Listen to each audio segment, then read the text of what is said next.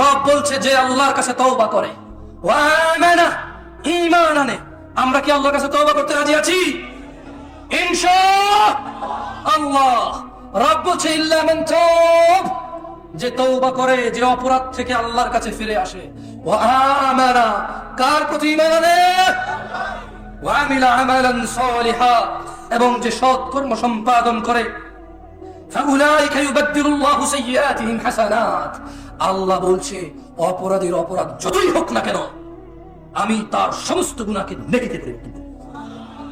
ভাই, তুমি তোমার অপরাধকে নেকিতে পরিবর্তন করো।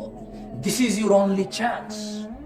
এটা তোমার একমাত্র সুযোগ, এই পৃথিবী, এই জীবন, এই নিঃশ্বাস, এই সুস্থতা, এই স্বাধীনতা, এই সুস্থতা, এই স্বাধীনতা, এই যৌবন, এটা তোমার একমাত্র সুযোগ গুনাহকে নেকিতে পরিবর্তন করার।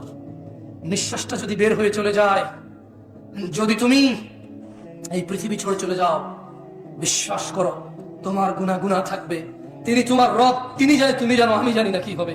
তবে শোনো, তিনি ঘোষণা দিচ্ছেন, এটা কোরআনের আয়াত, এটা তুমি বলতে পারবে না হাদিস জয়ীফ, হাদিস জাল, এটা হাদিসের, এটা ওয়াহাবি, এটা লামা সাহেব, এটা হানাফি, এটা শাফি, এটা বলার সুযোগ নাই। এটা কোরআনের। এটা কিসের? এটা কিসের? তিনি বলছেন গুনাহ থেকে ফিরে এসে তওবা করে ভালো কাজ করলে সমস্ত গুনাহ নেকিতে পরিবর্তন হবে। This is your only chance brother. আমি এর চেয়ে বেশি তোমাকে আজকে ওয়াজ করতে পারবো না। আমার কাছে কোনো ওয়াজ বাকি নাই। আমার এখানে লেখা আরো আছে প্রায় 2 পৃষ্ঠা, বলা যেত।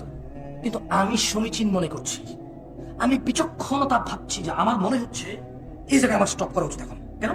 আমি আমার ভাইদের বলে দিছি, তোমার জীবনের গুনাহ যেটাই হোক না কেন, নেশা সংক্রান্ত, জানা সংক্রান্ত, নামাজ সংক্রান্ত, গান বাজনা অশ্লীলতা সংক্রান্ত, তুমি যদি আজকে থামো, যদি দৃঢ় পরিকল্পনা করো যে না, যা হয়েছে হয়েছে, খালাস, যদি আমি মারা যাই তাহলে আমার সর্বনাশ হয়ে যাবে, যদি আমি মারা যাই আমার সর্বনাশ হয়ে যাবে, আমি বরং থামি, মাপ চাই, কিছু ভালো কাজ করি, আর বলবো ইয়া আল্লাহ, আমি থামছি তোমার ভয়, আমার চাইতে তুমি ভালো জানো, সো আমি তোমার প্রতি ঈমান আনছি, এবার আমার গুনাহকে নেকিতে পরিবর্তন করো ইয়া আল্লাহ।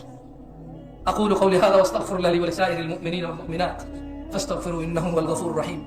আমি আল্লাহর কাছে আমার জন্য ক্ষমা চাই, আপনাদের জন্য ক্ষমা চাই। আল্লাহ তাআলা আমাকে এবং আপনাদের সবাইকে ক্ষমা করে দিন।